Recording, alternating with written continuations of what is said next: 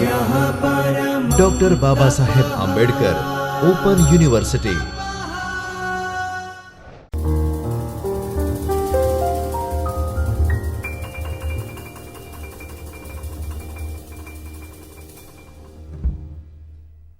મિત્રો સૌને નમસ્કાર। હું ડૉક્ટર વિપિન મકવાણા ફરીથી ડૉક્ટર બાબા સાહેબ આંબેડકર યુનિવર્સિટીના ચૈતન્ય સ્ટુડિયોમાં આપ સૌનું સ્વાગત કરું છું। મિત્રો, ગયા વખતે આપણે સમાજ કાર્ય સંશોધન અને આંકડાશાસ્ત્ર વિષયમાં સંશોધન યોજના કોને કહેવાય એના વિષયની થોડીક ચર્ચા કરી હતી, પણ એક સમાજકાર્યના વિદ્યાર્થી તરીકે તે સંશોધન યોજના એટલે શું એના વિશેની બેઝિક જાણકારી પછી આપણા માટે એક સૌથી મહત્ત્વનો જે મુદ્દો બને છે એ આ સંશોધન યોજના કે જેના ઉપર આપણે સંશોધન કાર્ય હાથ ધરવાનું છે। એટલે આ સંશોધનનું આયોજન કરવું એ એક સંશોધનકર્તા તરીકે આપણા માટે ખૂબ મહત્ત્વનું છે। એટલે આજે એક ખૂબ મહત્ત્વની બાબત એ આપણા માટે છે એ સંશોધન યોજનામાં કયા કયા વિભાગોનો સમાવેશ થાય છે। એ અલગ અલગ મુદ્દાઓ વિશેની ચર્ચા એ આજે તમારી સમક્ષ હું કરવાનો છું। આજની ચર્ચાનો મુદ્દો બરાબર નોંધી લેજો। સંશોધન યોજનાના વિભાગો, બે પ્રકારના વિભાગો, એક પરિચયાત્મક વિભાગ અને બીજો વિભાગ છે કાર્યાત્મક વિભાગ। પરિચયમાં ઇન્ટ્રોડક્શનની વાત આવે છે અને કાર્યાત્મક વિભાગમાં કંઈક કામ કરવાની વાત આવે છે। તો આપણે બહુ વિગતે આ મુદ્દાના સંદર્ભમાં ચર્ચા કરીએ એની પહેલાં આ સંશોધન યોજનાના વિવિધ જે વિભાગો છે એ વિભાગોનો આપણે શા માટે અભ્યાસ કરવો જોઈએ એની ચર્ચા એ આપણે કરવી જોઈએ। એટલે દર વખતના લેક્ચરમાં જે એક શબ્દ આપણે વાપરીએ છીએ એ શીખવા માટેના હેતુઓ, એટલે શીખવા માટેના હેતુઓ। તો એક મહત્ત્વનો જે હેતુ એ સંશોધન યોજનામાં કઈ કઈ બાબતોનો સમાવેશ થાય છે તેની જાણકારી એ આપણને આ લેક્ચરમાં આજે આપણે વિવિધ મુદ્દાઓની ચર્ચા હું તમને કરવાનો છું। આમાં કયા કયા મુદ્દાઓ વિશેનો સમાવેશ થાય છે એની જાણકારી આપણને મળશે। સંશોધન એ ખૂબ વિસ્તૃત અને વિશાળ વિષય છે। આ સંશોધન યોજના, રિસર્ચ ડિઝાઇન જેને અંગ્રેજીમાં આપણે કહીએ છીએ, એને એ ચર્ચા વિશેની જ્યારે આપણે શરૂઆત કરેલી એ વખતે મેં તમને કહેલું કે વાસ્તવમાં દાખલા તરીકે એના માટેનું એક ઉદાહરણ જો તમને યાદ હોય તો વાસ્તવિક રૂપમાં મકાન પછી બને છે, પણ એ મકાન સૌથી પહેલાં એ ઇજનેર એ કાગળ ઉપર તૈયાર કરે છે। એમાં મકાન, તમારો જે પ્લોટ, એની સાઇઝ, કન્સ્ટ્રક્શનનો કેટલો એરિયા, તમારો બેઠક રૂમ, બેડરૂમ, ટોયલેટ, કિચન, આ બધું ક્યાં શું કઈ રીતે હશે એનો આખો વ્યવસ્થિત અંદાજ એ પહેલાં પેપર પર મૂકે છે। એ જેટલું પેપરવર્ક સારું હશે એટલું એને જ્યારે વાસ્તવિક રૂપમાં એક મકાનના રૂપમાં આપણે એના પાયા ખોદી અને જ્યારે કન્સ્ટ્રક્શનની શરૂઆત કરીએ છીએ તો એ વખતે જેનું આ પેપરવર્ક સારું હશે એ કામ ખૂબ એટલું ઝડપથી અને વ્યવસ્થિત થશે।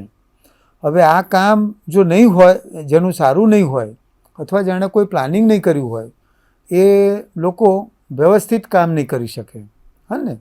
એટલે આપણે સાયન્ટિફિક રીતે જ્યારે કામ કરીએ છીએ એ વખતે પેલા મકાનની ડિઝાઇનની માફક એ આપણે સંશોધનનું કામ પણ એ કઈ રીતે કરીશું એની ચોક્કસ ડિઝાઇન બનાવવાની છે।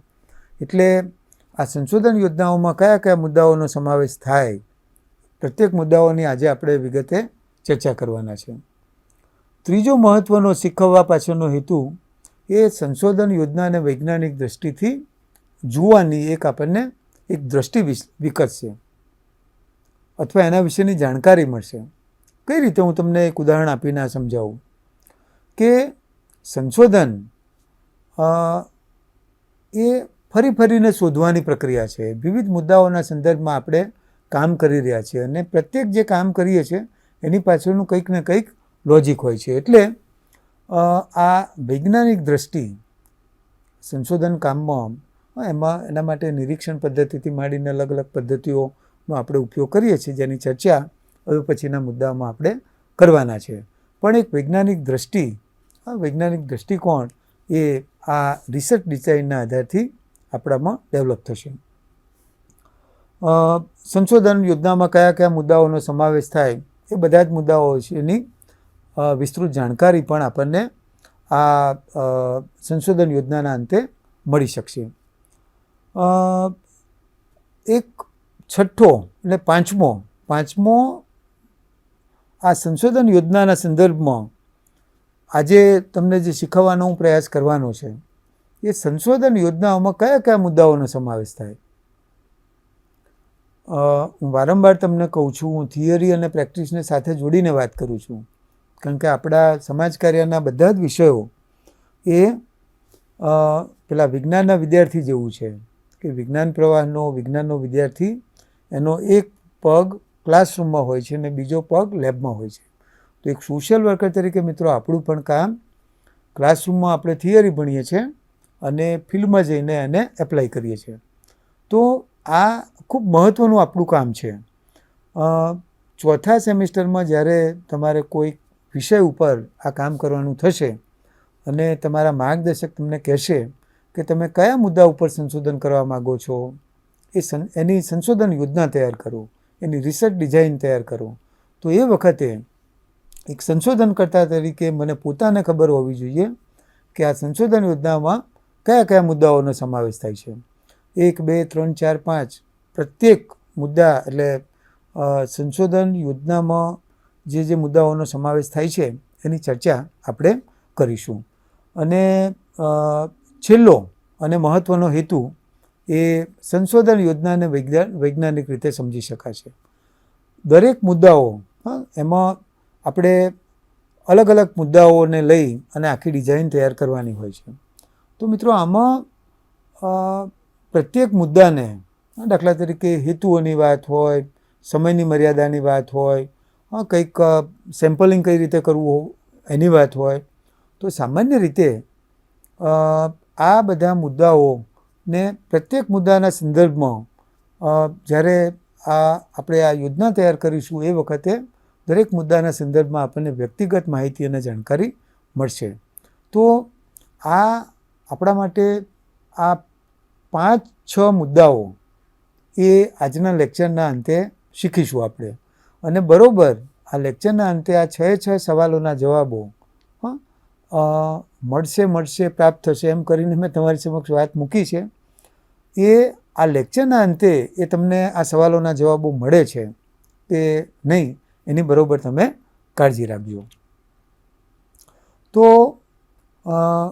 આ સંશોધન યોજના જે છે જેને અંગ્રેજીમાં આપણે રિસર્ચ ડિઝાઇન કહીએ છીએ, આ રિસર્ચ ડિઝાઇન એ કઈ રીતે થઈ શકે, એમાં કયા કયા મુદ્દાઓનો સમાવેશ થાય.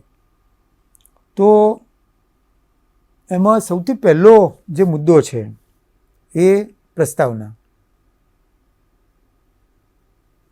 બીજો મુદ્દો છે સમસ્યા કથન, ત્રીજો મુદ્દો સંબંધિત સાહિત્યની સમીક્ષા, ચોથો મુદ્દો અભ્યાસના હેતુઓ, પાંચમો મુદ્દો અભ્યાસના ચલો, છઠ્ઠો મુદ્દો ઉપકલ્પના અથવા અભ્યાસના પ્રશ્નો, સાતમો મુદ્દો અભ્યાસની મર્યાદાઓ, આઠમો મુદ્દો અભ્યાસનું મહત્ત્વ, નવમો મુદ્દો વ્યાપ વિશ્વ અને નમૂનો, અને 10મો મુદ્દો એ ઉપકરણની રચના.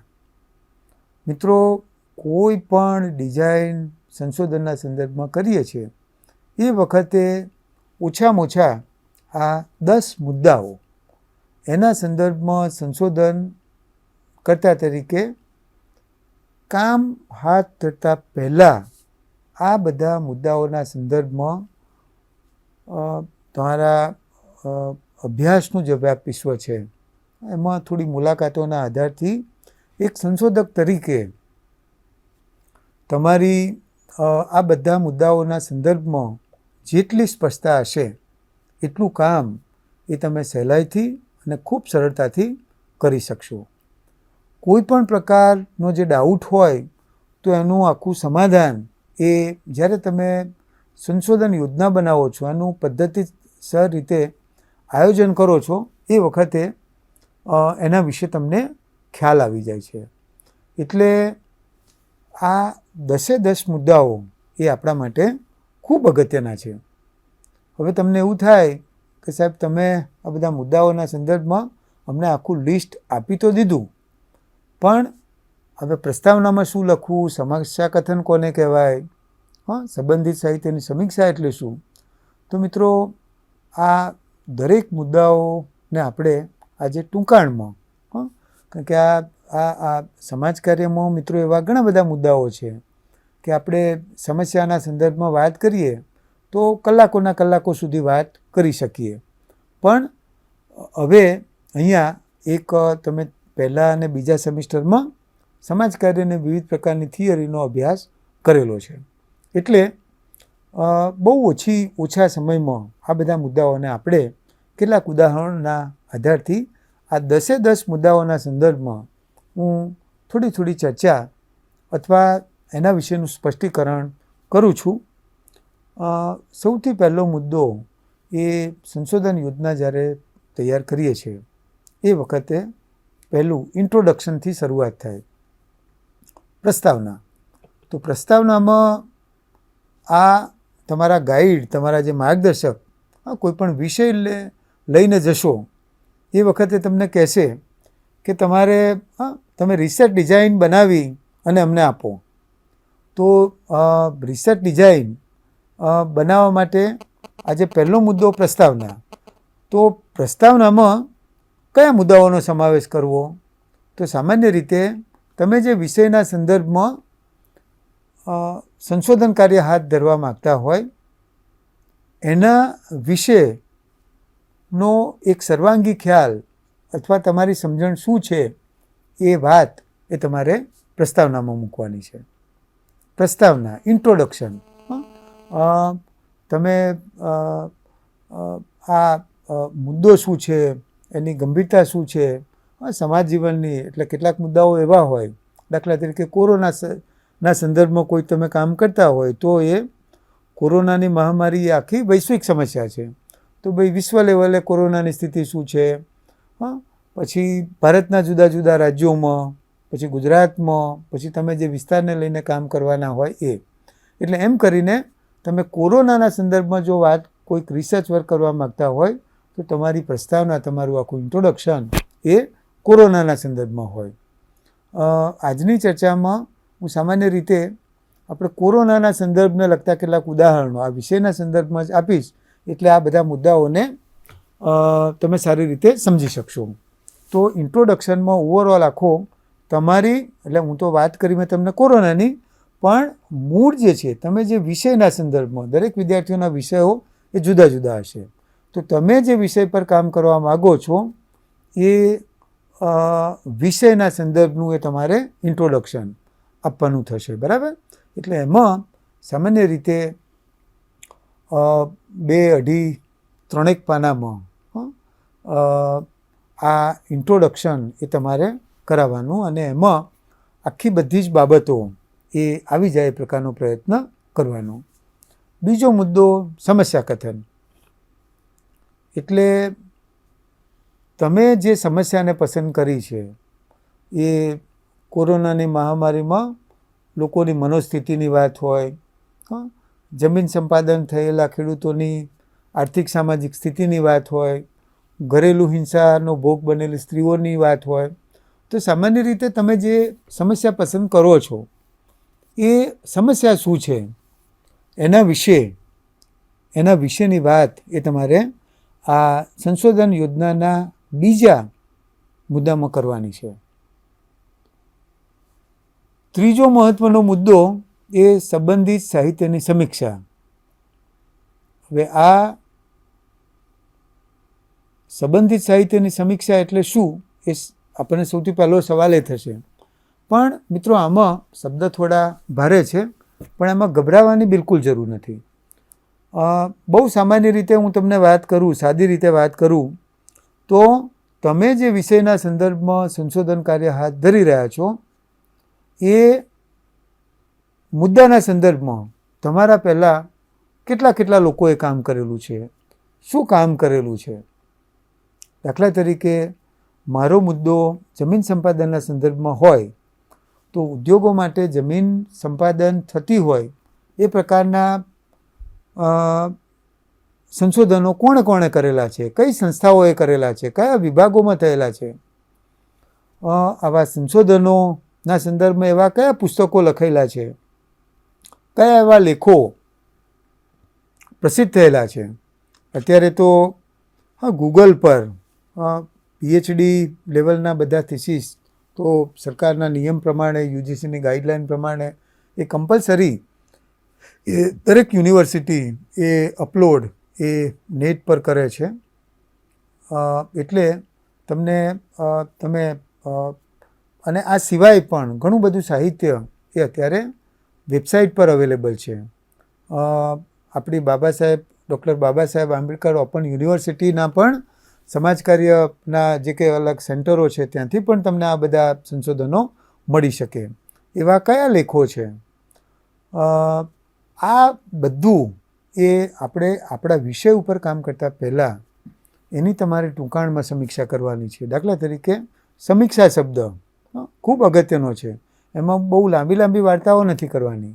સમીક્ષામાં બહુ જ મહત્ત્વના જે કંઈ મુદ્દાઓ છે 1, 2, 3, 4, 5, દાખલા તરીકે હું જમીનના સંદર્ભમાં અભ્યાસ કરી રહ્યો હોય તો મારી પહેલાં કોણે સંશોધન કરેલું છે, તો દાખલા તરીકે XYZ નામના વિદ્યાર્થીએ સેજમાં જમીન સંપાદન થયેલા ખેડૂતોની આર્થિક અને સામાજિક સ્થિતિનો અભ્યાસ. તો શીર્ષક એનું આ આર્થિક અને સામાજિક સ્થિતિનો અભ્યાસ, શું એના હેતુ હતા, કયા વિસ્તારમાં કામ કર્યું છે, એની ઉપકલ્પના, એની હાઇપોથિસિસ શું હતી, સેમ્પલિંગમાં એણે કેટલા ઉત્તરદાતા લીધેલા છે, ઉત્તરદાતાની પસંદગી માટે કઈ રીતોનો ઉપયોગ કરેલો છે, એની અભ્યાસની શું મર્યાદાઓ હતી, સંશોધનના મહત્ત્વના શું તારણો છે, તારણોના અંતે શું એક્શન પ્લાન છે. એટલે આખો થીસીસ, આખો અહેવાલ વાંચ્યા પછી 2, 2.5, 3 પાનામાં તમારે આવા દરેક સંશોધનો, આ તો મેં એક મુદ્દાની વાત કરી, એવા 2, 3, 4, 5. હમણાં એક PhDનો એક વિદ્યાર્થી સાથે મારે વાત થતી હતી તો મિત્રો એમણે વિચરતી અને વિમુખ જાતિના સંદર્ભમાં એક PhD લેવલે અભ્યાસ કર્યો. તો એમણે આ PhD આ વિષય પસંદ કરતાં પહેલાં આ સંબંધિત સાહિત્યની સમીક્ષામાં અલગ 40 જેટલા મિત્રોએ એમની પહેલાં કામ કરેલું. તો એના વિશેની સરસ સાહિત્યિક સમીક્ષા એમણે એમનું થીસીસ બધું એ કરતાં પહેલાં એ સરસ રીતે કરેલી. તો આપણા માટે પણ એટલે આ કરવા પાછળના હેતુઓ, આના પછી સંદર્ભ સાહિત્યની સમીક્ષાને લઈને આખું એક ચેપ્ટર આપણે ભણવાના છે, એ વખતે હું તમને વિગતે ભણાવીશ. પણ આવા જેટલા પણ સંશોધન કામો, એવા લેખો લખાયેલા છે, કોણે લખ્યા છે, એનું પ્રકાશન કોણે કર્યું છે, માર્ગદર્શક કોણ હતા, કયા વિસ્તારને લઈને કામ કર્યું છે, આ બધા મુદ્દાઓના સંદર્ભમાં સાહિત્યની સમીક્ષા કરવાની છે. ચોથો એ અભ્યાસના હેતુઓ. હમણાં જ મેં તમને અગાઉના લેક્ચરમાં વાત કરી હતી કે અભ્યાસના હેતુઓ, પ્રત્યેક કામ કરીએ છીએ એની પાછળનો કંઈક ને કંઈક હેતુ હોય છે. હેતુ કે ઉદ્દેશ વગર આપણે કોઈ જ કામ નથી કરતા. આપણા ઘણા બધા વિદ્યાર્થીઓ દર વખતે અલગ વિષયો ઉપર કામ કરે છે. તમે કોઈ વિષયને લઈને તમારા આપણી યુનિવર્સિટીમાં તો સંશોધનનું કામ ખૂબ સરસ રીતે થાય છે. દર વર્ષે વિદ્યાર્થીઓ નવા વિષયો સાથે સંશોધન કાર્ય કરતા હોય છે. તો સામાન્ય રીતે જે છે એ તમે કોઈ વિષય પસંદ કરો કે તરત જ તમારા માર્ગદર્શક તમને કહેશે કે ભાઈ આ કામ કરો છો એની પાછળના 1, 2, 3, 4, 5 કયા હેતુ છે. દાખલા તરીકે કોરોનાની મહામારીમાં લોકોની મનોસ્થિતિ એક અભ્યાસ, એવા વિષયને લઈને હું સંશોધન કામ કરતો હોય તો મારા કયા હેતુઓ હોય. તો પહેલાં પહેલું કોરોનાની લોકોના માનસ પર કયા પ્રકારે અસર થાય છે એ સમજવી, કયા કયા પ્રકારના ડર, કોરોના વિશે લોકોના કયા કયા ખ્યાલો છે, કોરોનાના લીધે એ કયા પ્રકારનો ડર અથવા ભય અનુભવે છે. તો સામાન્ય રીતે આવા 1, 2, 3, 4, 5 એવા કયા હેતુઓ છે કે જેના જવાબો અથવા એના વિશેની માહિતી મારે સંશોધનના અંતે મેળવવાની છે. તો આ હેતુઓ, ઓબ્જેક્ટિવ એ દરેક સંશોધનકર્તા માટે, એ દરેક વિષય માટે આ હેતુઓ એ ખૂબ મહત્ત્વના છે. 1, 2, 3, 4, 5 એ પ્રમાણે તમારે ઉલ્લેખ કરી અને પછીથી જે છે એ તમારે સંશોધન કાર્ય એક સંશોધનકર્તા તરીકે હાથ ધરવાનું હોય છે. આ કામ ખૂબ મહત્ત્વનું અને ચીવટ માગી લેવું છે. એટલે હેતુઓનું નિર્ધારણ બહુ સમજદારી સાથે આપણે કરવું પડે.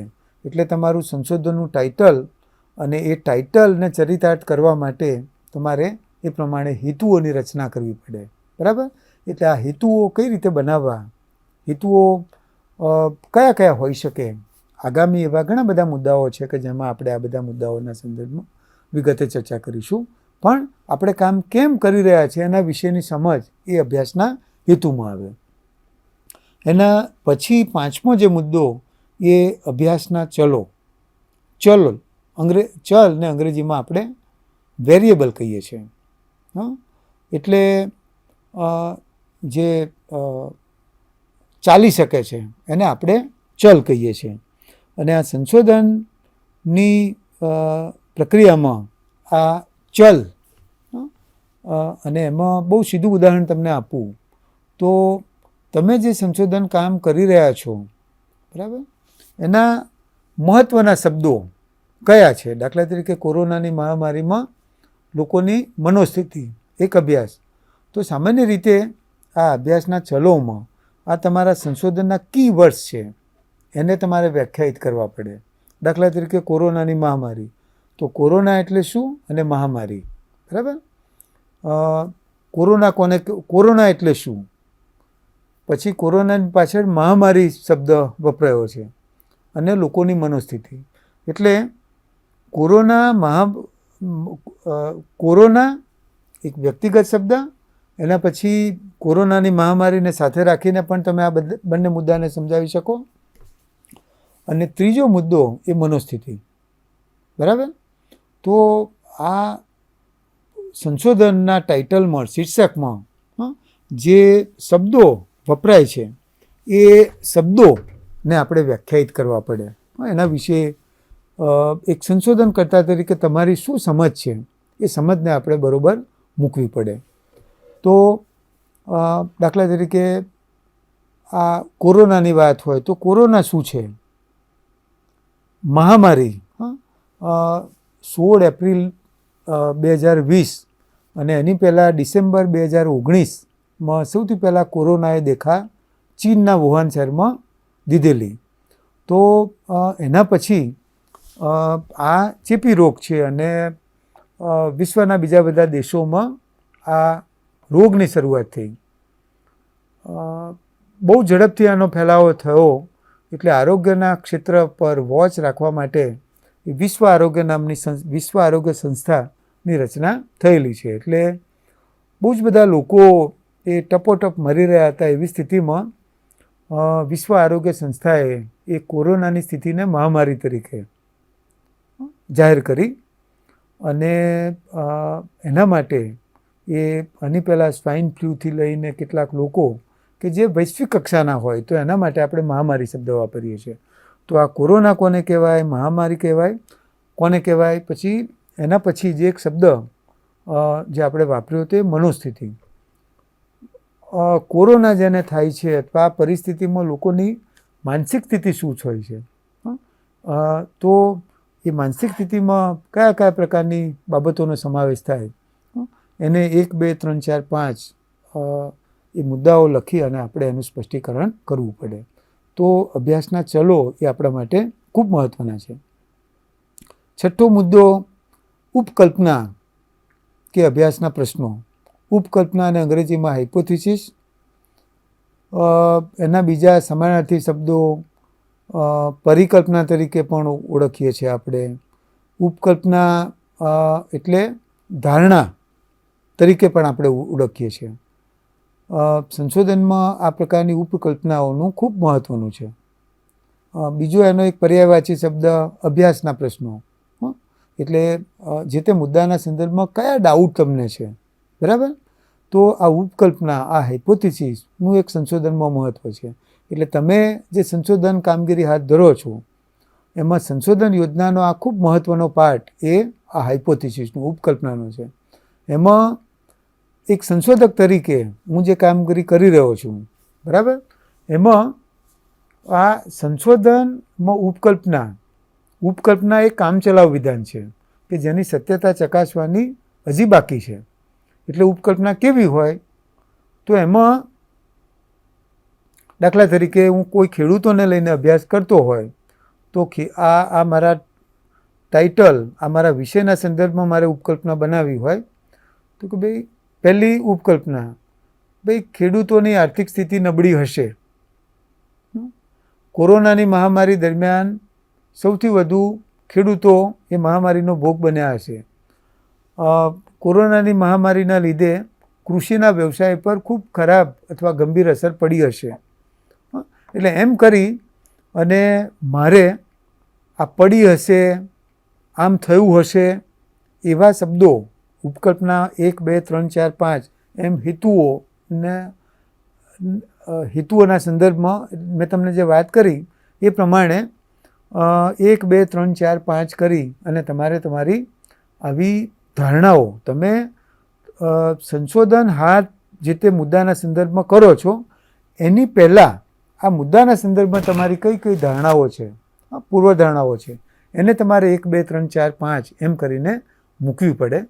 તો એના આધારથી મિત્રો એ આપણે કોઈ પણ મુદ્દાને ખૂબ સાયન્ટિફિક રીતે સમજી શકીએ છીએ, મુદ્દાના સંદર્ભમાં એક જિજ્ઞાસા ઊભી કરી શકીએ છીએ. અને આ ઉપકલ્પના એમાં ખાલી ધારણાઓ નથી કરવાની, પણ સંશોધનના અંતે એ તમે બધું ડેટા કલેક્શનનું, માહિતી મેળવવાનું કામ કરો અને એના પછી આ ઉપકલ્પના કેટલી સાચી પડી, કેટલી ખોટી પડી, અડધી સાચી હોય, અડધી ખોટી પડી હોય, મહદઅંશે ક્યાંક સાચી હોય, ક્યાંક સંપૂર્ણ ખોટી પણ પડે.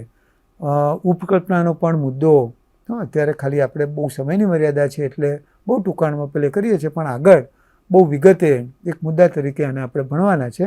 એટલે આ ઉપકલ્પનામાં આવી તમારે ધારણાઓ બાંધવાની હોય. 7મો મુદ્દો અભ્યાસની મર્યાદાઓ. કેટલું કામ તમે કરી શકશો, કેટલું નહીં કરી શકો એને તમારે મર્યાદામાં મૂકવાનું છે, બરાબર. દાખલા તરીકે ભાઈ સંશોધન કાર્ય નિર્ધારિત સમયમાં પૂરું કરવાનું હોય તો સમયની મર્યાદા નડે. આખા ગુજરાતના બદલે મેં દક્ષિણ ગુજરાત કે ભાઈ અમુક વિસ્તાર પૂરતો અભ્યાસ મર્યાદિત રાખેલો છે. એટલે તમારા અભ્યાસની 1, 2, 3, 4, 5 કઈ મર્યાદાઓ રહી એ વાત તમારા વિષયના સંદર્ભમાં એ વાત મર્યાદાનો જે મુદ્દો છે એમાં એ વસ્તુનો ઉલ્લેખ કરવાનો હોય છે. 8મો મુદ્દો તમારા અભ્યાસનું મહત્ત્વ. તમે જે મુદ્દા પર કામ કરી રહ્યા છો એની શું અભ્યાસની ઉપયોગિતા છે, એનાથી સમાજમાં આપણે જે સમુદાય વિશે ખૂબ ચર્ચાઓ કરીએ છીએ, ચિંતાઓ કરીએ છીએ, એના વિકાસ માટેની વાત કરીએ છીએ, બરાબર. તો એમાં આ તમારું સંશોધન કાર્ય કઈ રીતે ઉપયોગી થઈ શકશે, એનું શું મહત્ત્વ છે એના વિશેની વાત મૂકવાની છે.